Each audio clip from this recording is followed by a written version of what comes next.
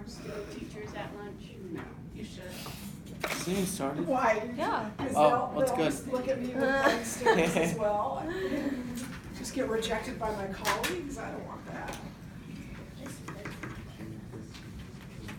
I occasionally tell, the really good ones I tell to Mr. Schrog, because he has a sense of humor, and a quirky one as well. So, Do you call him Aaron or do you call him good morning, Angela and Toby. Hold on. We are going to finish the lecture today on the healing of the nobleman's son, and then we're going to take the quiz together as a class.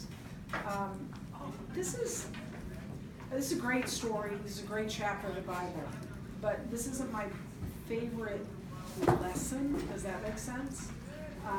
And I really don't like the quiz. You may notice that there's very little about this chapter on your study guide for your unit test, and that's partly because I'm not sure they treated this exactly correctly. So we're going to do that quiz together as a class so that you have the answers to it, but I won't take a grade on it. So we're going to begin with the miracle, beginning in verse 43 of chapter 4, and here's what the Bible says.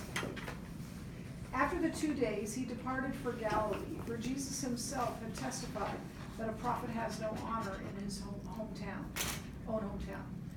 So when he came to Galilee, the Galileans welcomed him, having seen all that he had done in Jerusalem at the feast, for they too had gone to the feast. So he came again to Cana in Galilee, where he had made the water wine. And at Capernaum, there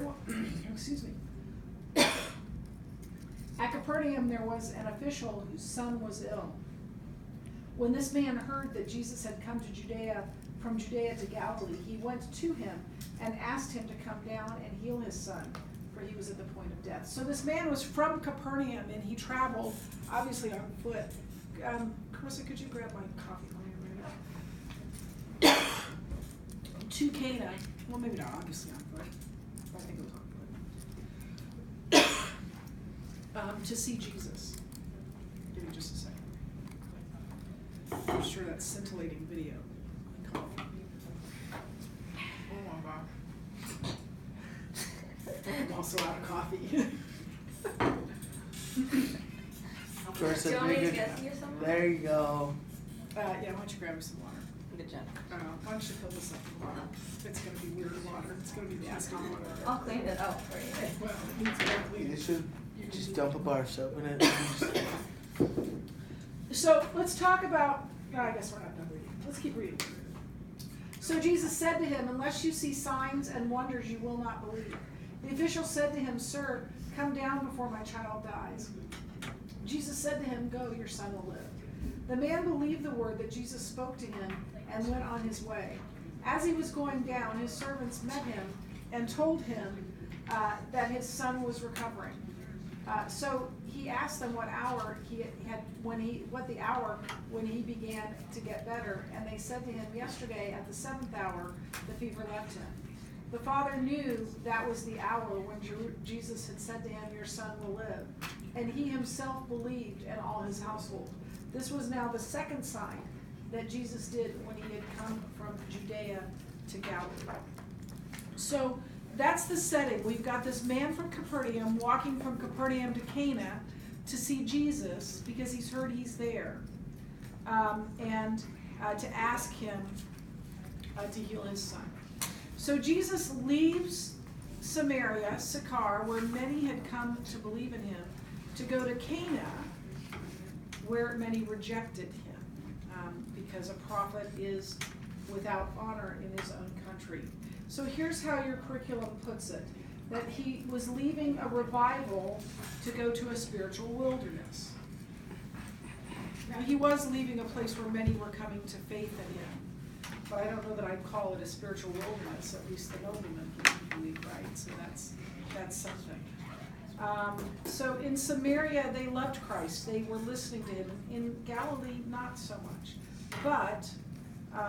But he didn't stop him from doing what he was purposed to do. And it also didn't stop the nobleman from coming comes again to Cana, and now we meet, no, we're not going to go there yet. He comes again to Cana, and John mentions the miracle of the changing of the water into wine. So maybe he's making a comparison. I don't know, but he does mention it. And he is bringing that to his reader's mind. So your curriculum compares and contrasts these two miracles. So here's how they were similar, how they compare. Both miracles occurred on the third day. It says after 2 days he went to Galilee. So on the third day, it says here that in both cases Christ rebuked someone. I think that's a little strong. He maybe challenged Mary in the first one. And he challenged the nobleman in the healing. Thank you very much.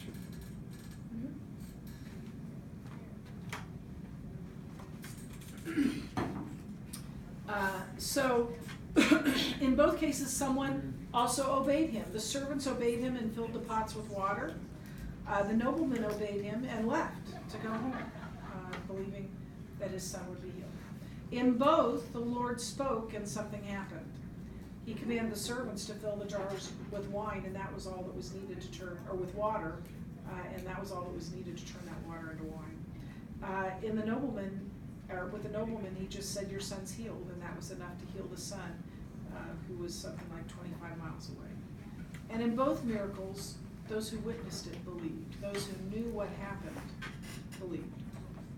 Here's the thing. The purpose of miracles is never to show raw power. And Jesus' miracles often weren't raw power, although maybe calming the storm might be considered that. Generally, he just put his hand on people or spoke. There was no big show. There was no big fanfare. So the purpose wasn't to display Jesus' power. It was to invite people to faith in him. And we see that in the nobleman as well, that Jesus is inviting him to believe in himself. So let's talk about the nobleman. He was very wealthy. He had servants. He had some official, he's called a nobleman, so that usually means part of a royal court or a member of the royal court. So he had to be some sort of official to some royal person. Maybe it was Herod. It would have been Herod Antipas at this time. And so maybe he had close ties to Herod. It doesn't tell us that, so I don't know, but it's possible. Here's what we learn about the nobleman one thing we learn about the nobleman from this passage. He was not exempt from sorrow because of rank or riches. The wealthy experience loss and tragedy just as the poor do. I think of Naaman in the Old Testament. He was a powerful, wealthy man. He was a general. He was a leader, but he had leprosy. Eventually, God healed him through Elisha. But the point is that he was a great and wealthy man, but he too was a leper, along with those who are lowly and poor. I think of the Kennedy family here in the United States and in our history. You have John Kennedy, who was President of the United States. He came from a family that was among the wealthiest and best-known families in the 60s, late 50s, early 60s, the best-known family in the United States. And yet, John Kennedy was assassinated. Ted Kennedy ended up in a scandal, was with a young woman who was not his wife one night and crashed his car into a creek and left her to die. He got out and left her to die. It was called Chappaquiddick. You can look it up. So many, and then John Kennedy's son was killed in a plane accident. He owned a plane, and he and his wife were flying up to New York, I think, or from New York up to Massachusetts, something like that. He was flying the plane, and they crashed, and they both died. And he was in his 30s, like maybe early 30s when that happened. it doesn't matter how much money you have, how much power you have. That doesn't make you exempt from heartache, from trial, from disaster. And so this man was not exempt from sorrow. But we can see that he had a measure of faith. In fact, just that he came to Cana shows some amount of faith, because he probably walked from Capernaum to Cana, which is about a distance of 25 miles, and it's over rough terrain. He had a measure of faith. This is a picture of the Sea of Galilee is in the background there, and in the foreground or somewhere near there would have been Cana. And Capernaum was on the north side of the sea. So he came around the sea and through some rough hills, and then through that rift, that geologic rift, to and then more fairly flat terrain to get to Cana. He had to have believed that Jesus could help him. Who would embark on such a journey if they thought, well, this is a lost cause, but I'll walk all this way through this difficult terrain to get there? That's very unlikely that would happen. And it would have been a somewhat difficult journey. And so he would have had to at least think that Jesus could help him. But he ended up having faith in Christ. He ended up, remember it says that when Jesus said, your son will live, it says he believed the word that Jesus said. He believed that his son could be healed. But then at the end it says, and he believed. And he believed in Christ. He believed that Jesus was the Christ. These were written that you may believe that Jesus is the Christ, the Son of God. And so he was not exempt from sorrow, but he did have a measure of faith and eventually becomes a believer. And then the son was young, but he was not exempt from suffering by age.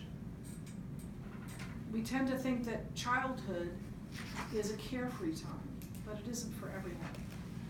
My daughter Katie was very involved in a thing called Dance Marathon at Hope College, and she was one of the directors her senior year, and her role all 4 years was to work directly with the families. Dance Marathon raises money for families with children that are seriously and terminally ill. It's affiliated with Children's Miracle Network, with Children's Hospitals, with Make-A-Wish, with all of those things.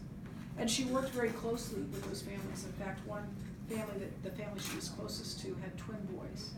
Max had cancer. I wish I could remember the other boy's name. I can't. And the summer between her junior and senior year, Max died. It was like 8 years later. And we seem to think that kind of thing shouldn't happen, and it shouldn't, but it does. And so we're not exempt from suffering by age. In fact, the first grave that was ever dug was dug for a young man. Who was it? Adam. Not Adam. Abel. And Cain killed Abel, his brother. So it doesn't exempt us. We aren't promised tomorrow. We don't know what will happen to us. And that's why we need to live for Christ. Paul said in Philippians, for me to live is Christ, but to die is gain. He was saying, for me to live is Christ, but dying, that's even better. And we don't know how long we have. There was a song in a Christian song, I think it was in the early 80s, would have been in the early 80s. And I always loved the line in the song. It said this, live like you'll die tomorrow, die knowing you'll live forever. In other words, live full out for Jesus, like this is the last day you have. I'm always interested to, if you knew you only had one day left, what would you do? And the answer should really be just what I do every day.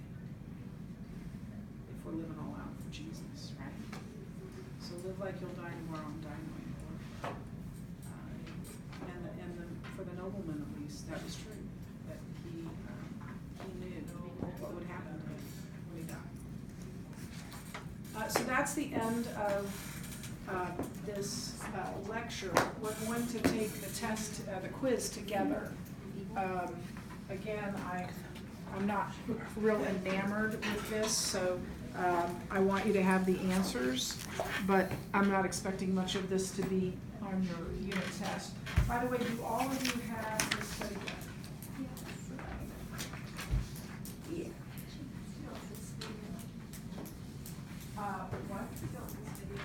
Yeah, I do. Yes, thank you.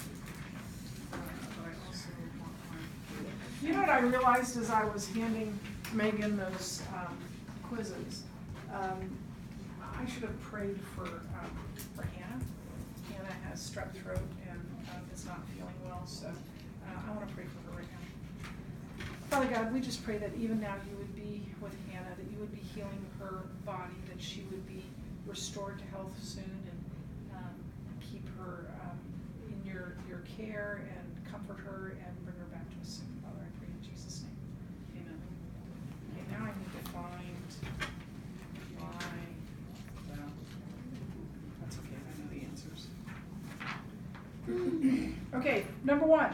The spiritual sower has a more important task than the one who cultivates the crop or reaps the spiritual harvest. In other words, the person that plants the spiritual seed is more important than the person that helps it to grow or that harvests the souls.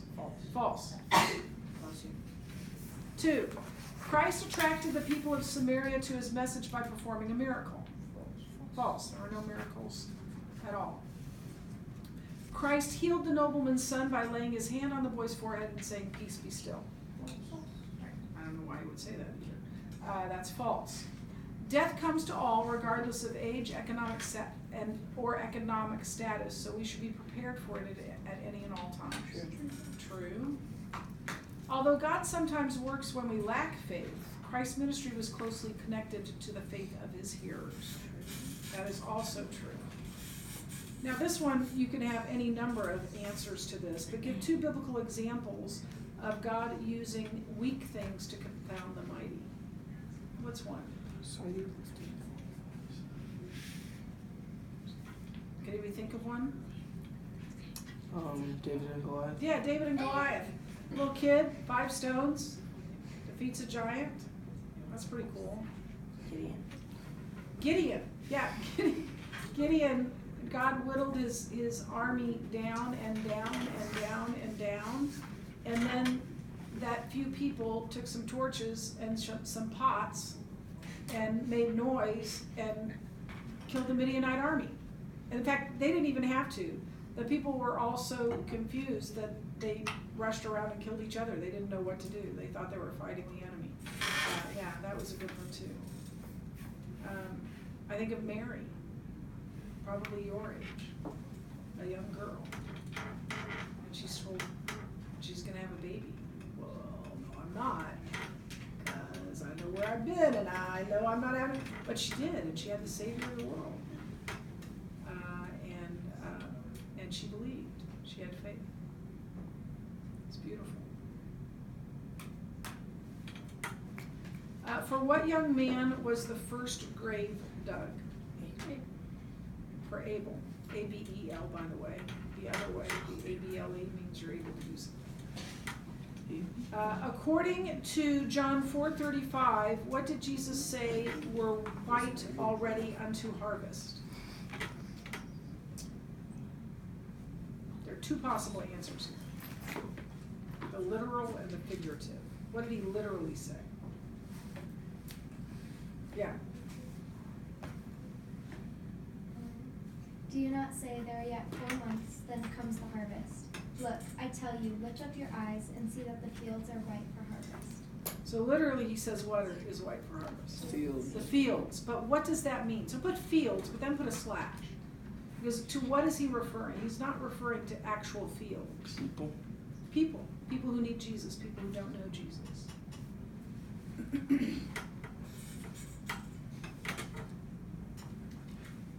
According to Christ, where does a prophet receive no honor? His own home. His own home, his hometown. Excuse me.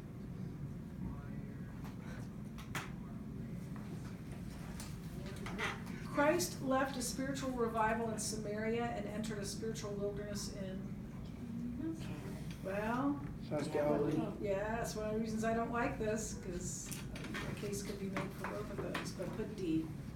And then you don't have to worry about the essay. We'll just cross that out. Okay, questions? Okay, we're done for today. You have a ruler? I do, actually.